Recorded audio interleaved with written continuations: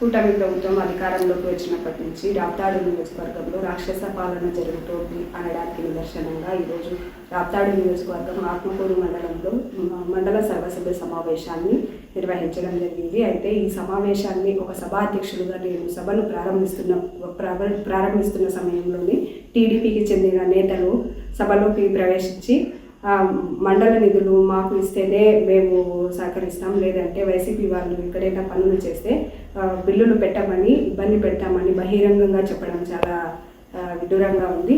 అదేవిధంగా SC community hall కోసం మండల పరిషత్ నిధులను కేటాయించడానికి సభ్యులందరూ ఏకాభిప్రాయంతో తీర్మానాన్ని ప్రవేశపెట్టమని అడిగితే మండల అధికారులు తీర్మానాలు కూడా ప్రవేశపెట్టడం లేదు.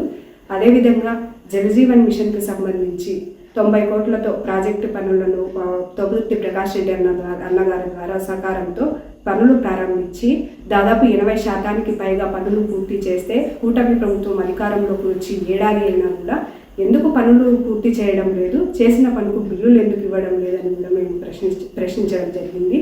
అయితే తర్వాత రాప్తాడు నియోజకవర్గంలో ఒక ఎమ్మెల్యే మహిళ అయినప్పటికీ కూడా ఇక్కడ జరుగుతున్నటువంటి ఒక బీసీ మహిళ అయినటువంటి ఒక ఎంపీపీగా నేనున్నా నా మీదకు ఈ విధంగా వారి అనుమతి లేనిదే వీళ్ళందరూ వచ్చారని కూడా నేను ఈ సందర్భంగా తెలియజేస్తున్నా.